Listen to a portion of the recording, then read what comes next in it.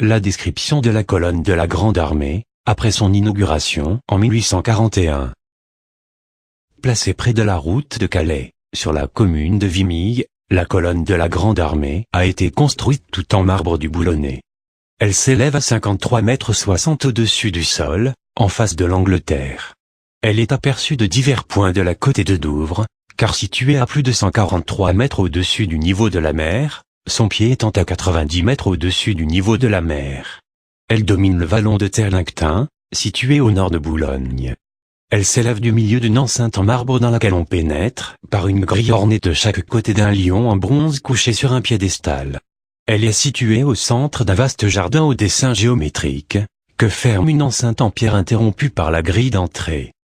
Le monument se divise en 3 parties, le piédestal orné de bas-reliefs, la colonne proprement dite, et la plateforme avec la statue de couronnement réalisée par Bozio. Le piédestal de la colonne est réalisé en marbre blanc des environs de Marquise. Il repose sur une vaste plateforme, également en marbre, entourée d'un mur d'appui se rattachant à 2 socles, sur lesquels sont couchés de magnifiques lions en bronze réalisés par Jean-Guillaume Moite, à l'époque napoléonienne. Le piédestal est séparé en 2 parties. Le bas piédestal qui comprend la porte d'entrée et la salle des archives. Le haut piédestal comprend 4 faces, avec 2 bas-reliefs en bronze sur les faces orientées vers l'est et l'ouest, et 2 inscriptions sur les faces orientées vers le nord et le sud. La partie basse du piédestal comprend la lourde porte en bronze qui donne accès à droite à l'escalier de la colonne, et à gauche à l'ancienne salle des archives, où devaient être conservés les documents sur l'invasion de l'Angleterre, l'histoire de l'expédition, et les médailles frappées depuis le commencement du règne impérial. La porte en bronze ciselé est ornée des principaux attributs impériaux, la couronne du sacre, le N de l'empereur Napoléon rayonnant dans une gloire, la croix de la Légion d'honneur, et l'aigle aux ailes déployées se superpose autour d'une guirlande de lauriers. Elle a été réalisée et fondue aux établissements Val-de-Lièvre à Calais.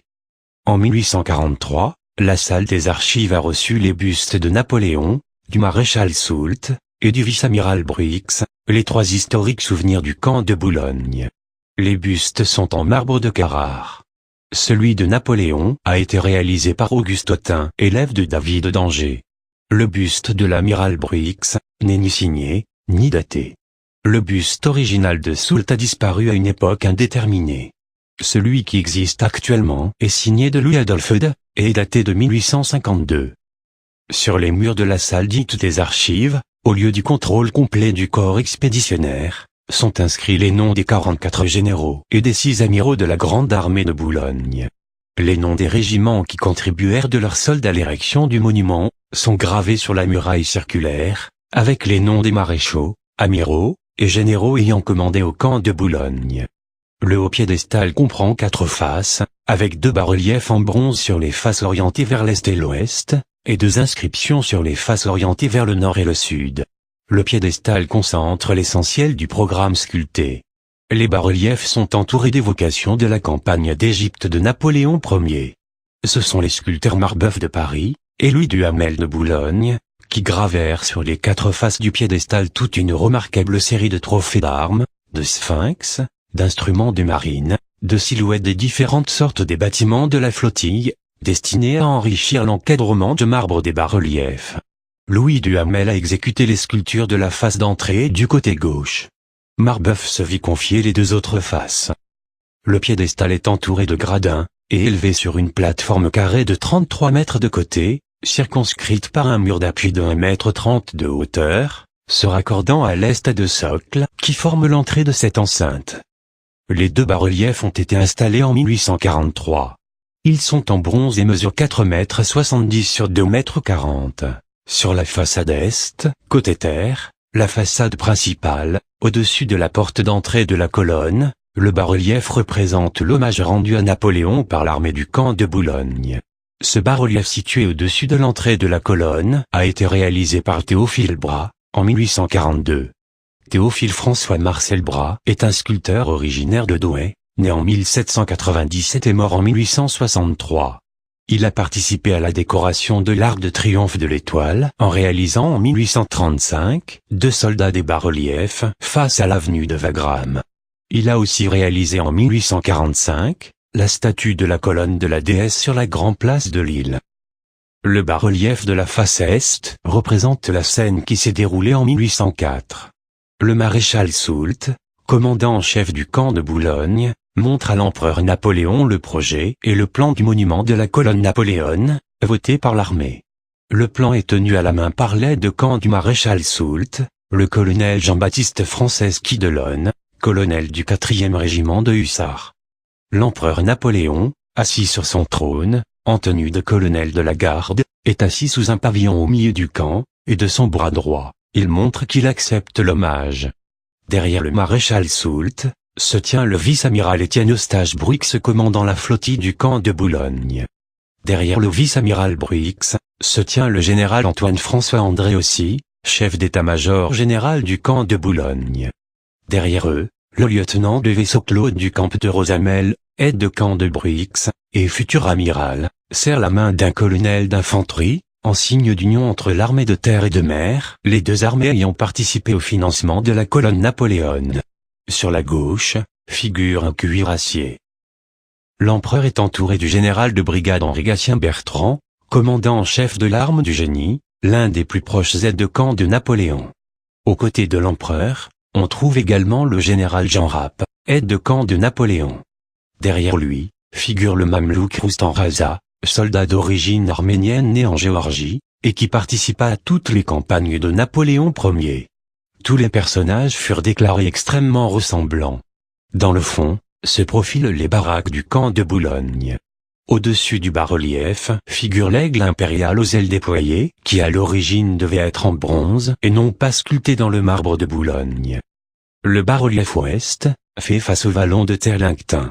Il est lui aussi surmonté d'un aigle impérial aux ailes déployées sculpté dans le marbre de Boulogne. Ce bas-relief représente la distribution des aigles et des étoiles de la Légion d'honneur, au camp de Boulogne, le 16 août 1804. Le bas-relief en bronze placé à l'ouest, côté mer, est l'œuvre de Philippe-Joseph-Henri Lemaire, qui reçut le Grand Prix de Rome de sculpture. Henri Lemaire est né à Valenciennes en 1798. Il a réalisé en 1827, le fronton de l'église de la Madeleine dans le 8e arrondissement de Paris. En 1833 il a sculpté le grand bas-relief de l'Arc de Triomphe de l'Étoile, qui représente les honneurs rendus au général Marceau lors de ses funérailles à Altenkirchen le 20 septembre 1796. En 1854, il a sculpté la statue de Napoléon Ier, placée dans la vieille bourse de Lille, puis transférée en 1976 au Palais des Beaux-Arts. Henri Lemaire sera député du Nord de 1852 à 1863. La partie centrale de ce bas-relief du côté ouest montre l'estrade surélevée décorée de drapeaux et de trophées. Napoléon en tenue de colonel des chasseurs de la garde, remet la Légion d'honneur à un maréchal des logis. Ce sous-officier des hussards, qu'il le salue de la main gauche, s'était illustré pendant la campagne d'Égypte à la bataille des Pyramides en 1798. Napoléon figure devant le fauteuil en bronze qui fut présenté comme le trône du roi Dagobert, mais il est daté du IXe siècle et non pas du VIIe siècle. Sur la droite, le comte Bernard Germain de la Cépède, le premier grand chancelier de la Légion d'honneur, puise les aigles et étoiles de la Légion d'honneur, dans le casque qui passait pour être celui de Bertrand du Guesclin.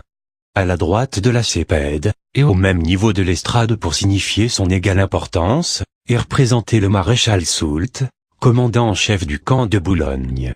Puis un peu en retrait est représenté l'amiral Bruix, commandant la flottille du camp de Boulogne. Sur la gauche du bas-relief, figure Jean-Jacques Régis de Cambacérès. Même s'il n'était pas présent le 16 août 1804, il fut très important auprès de Napoléon, et est considéré comme le principal rédacteur du Code civil, toujours en vigueur. Derrière lui, se trouve le cardinal Hugues de la Tour d'Auvergne, évêque d'Arras, et le baron Louis Belmas, évêque de Cambrai. La présence de Cambacérès et des évêques d'Arras et de Cambrai rappelle que la Légion d'honneur n'est pas dévolue aux seuls militaires. Des constructions rappelant le camp de Boulogne figurent dans les deux coins supérieurs de ce bas-relief en bronze. Les attributs qui entourent les bas-reliefs sont sculptés dans le marbre tout comme les hiéroglyphes étaient sculptés dans la pierre. Les deux autres faces du piédestal sont remplies par des inscriptions lapidaires, commémoratives de la distribution des croix, du vote de l'armée, et de l'achèvement du monument sous le règne de Louis-Philippe Ier. L'inscription de la face nord est en langue latine. Celle du sud est en français. Toutes deux ont été rédigées par l'Académie des inscriptions et belles-lettres. Les lettres sont gravées et non en relief, comme dans le projet primitif. Les lourdes plaques de marbre mesurent 4,70 m sur 1,40 m. L'inscription lapidaire de la face nord est en latin, et signifie « Louis-Philippe Ier, roi des Français, sur la hauteur où l'empereur Napoléon fut invaincu et distribua les insignes aux légions d'honneur, en souvenir de ce jour du 16 août 1804, perpétue le souvenir du monument de la colonne consacrée par la Grande Armée. » L'armée a débuté le travail le 9 novembre 1804, et après une longue période, la commande dédiée est intervenue en 1841. Cette inscription, comme la seconde, indique que la colonne, consacrée à Napoléon par la Grande Armée, et achevée par Louis-Philippe, a pour mission de transmettre à la postérité le souvenir de la cérémonie du 16 août 1804. L'inscription lapidaire de la face sud est en français. Sur ce rivage, le 16 août 1804, Napoléon en présence de la Grande Armée distribua les décorations de la Légion d'honneur aux soldats et aux citoyens qui avaient bien mérité de la patrie. Le 4e corps commandé par le maréchal Soult, et la flottille sous les ordres du vice-amiral Bruix, voulurent perpétuer le souvenir de cette journée par un monument. Louis-Philippe Ier, roi des Français, achève cette colonne consacrée par la Grande Armée à Napoléon en 1841. Sous cette inscription, les noms des deux architectes principaux sont gravés, Éloi Labarre et Robert Henri. L'architecte Éloi Labarre s'est inspiré de la colonne Trajane de Rome, construite au début du IIe siècle en l'honneur d'une victoire de l'empereur Trajan. Comme cette dernière, la colonne de Boulogne est d'ordre dorique, composée et construite par assises superposées. Le fût est en marbre du Boulonnais, qui est un calcaire très solide d'une vive blancheur et parfaitement lisse après polissage. Il a été extrait des carrières d'Hydrocamp, à côté de Marquise, entre Blecnec et Ferques. La colonne compte 35 assises de blocs de marbre d'une hauteur moyenne d'1,50 m sur 1 m d'épaisseur. Les blocs sont appareillés par Tenon et Mortaise, taillés en plein marbre, et s'emboîtant à sec selon la méthode romaine. Entre chaque assise, une mince feuille de plomb assure l'étanchéité, et empêche tout glissement. Cela permet pour un bâtiment, qui est soumis à des vents forts, de ne pas osciller, ce qui est le cas de la colonne de la Grande Armée, depuis 200 ans.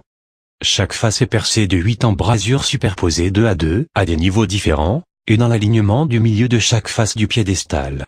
Ces embrasures, dans lesquelles le vent s'engouffre plus amplement que la lumière, permettent néanmoins d'éclairer un peu l'escalier. Elles permettent aussi de voir au loin si l'on fait une pause pendant la montée. On accède à la plateforme par un escalier intérieur hélicoïdal, de 263 marches de 18 cm de hauteur, d'une largeur variant entre 80 et 65 cm. Sa base est formée d'un listel, d'un tore garni de feuilles de chêne soigneusement sculptées, et d'un socle. Érigé selon les plans de Éloi Labarre, et finalisé par Robert Henri, architecte de Boulogne, la colonne mesure 53,60 m de hauteur. Le principe d'élever une colonne votive pour commémorer un homme célèbre, ou un événement, date de l'Antiquité. La colonne Trajane, élevée par le peuple et le Sénat romain en l'an 117, est maintenant surmontée de la statue de Saint-Pierre à Rome, mesure 40 m de hauteur. Elle est la source des colonnes napoléonnes. La colonne d'Alexandre à Saint-Pétersbourg mesure près de 48 mètres. La colonne de Juillet à Paris mesure 50,60 m. La colonne de la Grande Armée, place Vendôme à Paris, qui a été détruite en 1870, mesurait près de 52 mètres, et ses bas-reliefs illustraient la victoire d'Austerlitz. La colonne du monument au grand incendie de Londres mesure 61 mètres. La colonne de la Grande Armée de Boulogne est donc la plus haute colonne de France. Le chapiteau se compose d'une corbeille d'une seule rangée de 8 feuilles d'acanthe, et d'une frise de perles d'Ove et de dard, qui se termine sous le tailloir. Le projet de 1804 prévoyait que sous la plateforme supérieure, les feuilles d'acanthe alternent avec des aigles napoléoniens. Ils furent naturellement supprimés du projet lorsque sous la Restauration, on procéda à la taille de ces motifs ornementaux qui précédèrent en 1821 à la pose des dernières assises du fût de la colonne. Le dessus du chapiteau est garni d'une balustrade constituée par une rampe d'appui en fer et d'un garde-corps croisé en 5 parties d'1 mètre. La surface carrée de la plateforme est donc de 25 mètres carrés. Pour le transport des 4 blocs de marbre pesant chacun 7500 kg et formant la plateforme supérieure, il fallut construire un chariot spécial tiré par 2 attelages de 22 chevaux. La statue de Napoléon réalisée par le sculpteur Bosio était en bronze. Elle était haute de près de 4 mètres et avait 2,20 m à 2,40 m de largeur selon les axes de mesure. Elle pesait plus de 3 tonnes 700 kg. Elle reposait sur un bouclier en bronze de 2 mètres de diamètre et de 60 cm de hauteur. La statue de l'empereur était tournée face à l'entrée du domaine et ne faisait pas face aux côtes anglaises, afin de ne pas heurter nos nouveaux amis britanniques, qui auraient vu d'un mauvais œil un Napoléon regardant vers l'Angleterre, et augurant un esprit revanchard. Du haut des 53,60 mètres de sa colonne triomphale, l'empereur commença en 1841, une garde qui allait durer 100 ans.